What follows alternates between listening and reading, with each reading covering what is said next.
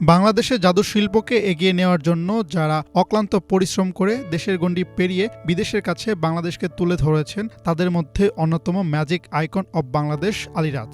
সম্প্রতি বিশ্বমঞ্চে জাদু প্রদর্শনী করে দেশে ফিরলেন এই জাদু তারকা। গত ৪ মাসের অধিক সময় আলীরাজ বিদেশের মাটিতে একাধারে প্রতিদিন ৪ থেকে ৫টি করে সর্বমোট ৪২৫টি প্রদর্শনী করেন। Spain, Russia, Japan, Korea, Taiwan, চীন সহ বিভিন্ন দেশের প্রায় ২০টির অধিক শহরে তার জাদু প্রদর্শন করে তাক লাগিয়েছেন হাজার হাজার বিদেশি দর্শকদের। চীন এবং রাশিয়ার যৌথ উদ্যোগে ডিসকভারি ওয়ার্ল্ড বিনোদন সংস্থার এই আয়োজনে বাংলাদেশের একমাত্র প্রতিনিধি এবং আমন্ত্রিত জাদুশিল্পী হিসেবে অংশ নেন আলীরাজ। এতে আরও অংশ নেন রাশিয়া, রোমানিয়া, ইউক্রেন, বেলারুশ ও ফ্রান্সের শিল্পীরা। দ্য গ্রেট শোম্যান এর আদলে বিষয়ভিত্তিক মঞ্চমায়া জাদু, সালসা বেলি নৃত্য এবং এক্রোবেটের মিশ্রণে জমকালো প্রদর্শন করেন আলীরাজ।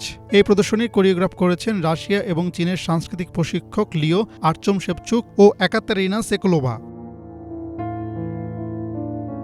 রাশিয়ার বিশিষ্ট অভিনেতা জিনিয়াকে অদৃশ্য করে বিদেশি দর্শকদের প্রতিদিন জাদু প্রদর্শনীর মাধ্যমে মন্ত্রমুগ্ধ করেছেন আলীরাজ ও তার রাশিয়ান সহকারী। অন্যদিকে বাংলাদেশে জাদু শিল্প বেশ অবহেলিত বলে উল্লেখ করেন আলীরাজ। তাই এই শিল্পের উন্নতি সাধনের মাধ্যমে প্রচুর বৈদেশিক মুদ্রা আয় করা সম্ভব বলে মনে করেন এই জাদুশিল্পী। হাসনাত জুবায়ের, বাংলাভিশন, ঢাকা।